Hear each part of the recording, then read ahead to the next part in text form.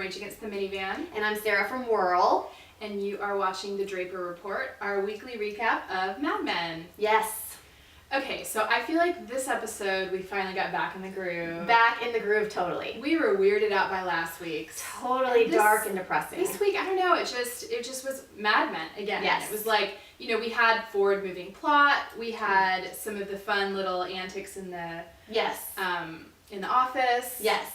You know, it there was just, some humor, it just... I felt like I was back home again. Yes. Thank you, Mad Men. Yes. So we start off with Pete and Trudy's little, welcoming party, which, I mean, hello, sexual innuendos. I mean, my goodness. Can you imagine if you had some guests over and the guys were talking to you like that, and they were like, getting ready for their, I really can't. I mean, is that just sexual revolution? That's how everyone behaved then? It was just so crazy, those men with Trudy, she's talking about, and he's like, oh, do you wear the bunny outfit with the cottontail? I'd be like, what? And then him giving his card to them. Oh my God, right, Bizarre. which she turned out to be wackadoodle. Okay, so, and then also, I felt like this was very sexual. The whole show was very just sex here, sex there. Yeah. There's a lot more about Dawn and Sylvia's affair. Like, she's obviously going to be a player this season. She is. And I kept trying to place her. Did you figure it out? Oh, I never watched that. She used to be on ER. She did? Yes. Oh my God. Interesting. I did not know that. She was like a character? Yeah, she was a nurse. Yeah. Oh my God, yeah. Maybe a doctor. Anyway.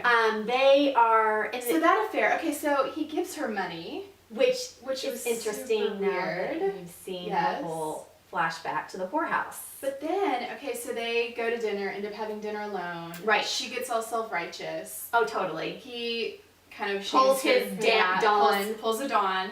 My favorite part of the show, But then he kind of indicated, like, if you wanted more, let me know. So it's like, is he in love with her? I don't know. Or is that just what he does to get laid? It's what he does, because he said the same thing to Megan when they had the conversation about the miscarriage. Remember, she was like, well, do you want to have the conversation? He's like, well, I'll have the conversation whenever you want to. Yes, whenever you want to have it. But it's like he's saying the same thing to Sylvia. Yeah. It's just Dawn. He is a player, but I have to say I loved that dinner when she was all, and granted, she just had the conversation with Megan about the miscarriage, so she's feeling all guilty. Well, that was super bizarre too, because she was shaming to Megan. She was like, well, that would never even be, an abortion would never be a consideration for me. Like, oh, but an affair, as Catholic. So maybe that guilt kind of played into that dinner, so she's feeling guilty about all of that, and then he just pulls that Dawn like, well, I mean, you can feel shitty right now, but I'm going to take your dress off, and when I take your dress off, and of course she's like, oh, we'll have the steak, la la la. Oh my God, he's such a player. He's such a player. He's such a player. So yeah, that was interesting. Yeah. And you know who we didn't talk about in the first episode? Who? Peggy. I know. We forgot to talk about Peggy, and Peggy's totally kicking ass and taking names and doing such a, and you can tell she has learned so much from Dawn. Oh my gosh, she's behaving like Dawn. I know. I mean, it was so funny that her assistant, who's black, which is another black character on Mad Men, finally, but her assistant gives her like this pep talk of how to be nicer to everyone, and then she tries but like totally fails. She totally struggled. She's like trying so hard to be like, go team! But I like who you are as a person. Right. She was trying really hard, but she, I mean, she's a player over there. Well, yeah, but that was interesting when, she was having a phone conversation with the bearded guy. What's his name? Stan. I think Stan. Who I like. He's one of my favorite I do like him and his beard. But then her boss comes in and basically tells her to poach the client. Ketchup. Yeah. Did you know they just called him ketchup and beans? Ketchup and beans. And she did it. I know. That's good. But you know what? It's like ruthless. Dawn probably would have done it too. For sure. So yeah, beans and ketchup.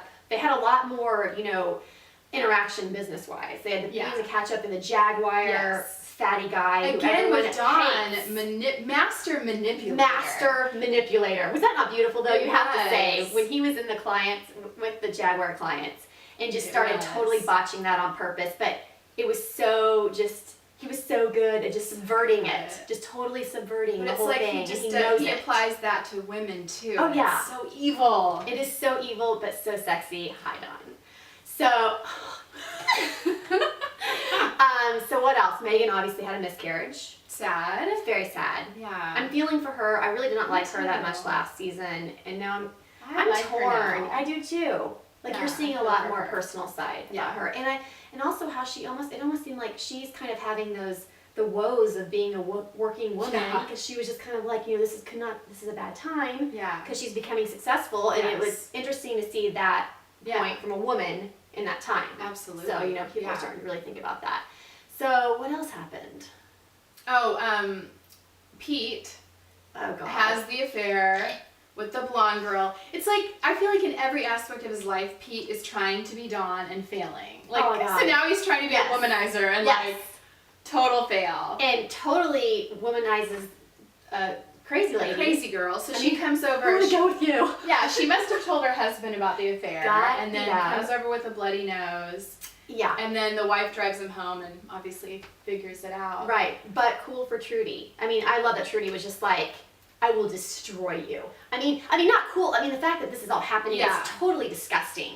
But the fact that she finally was just like, you better stay away from here. I got you that apartment. You can't even do it right that way. Yeah. You're still going to mess everything up.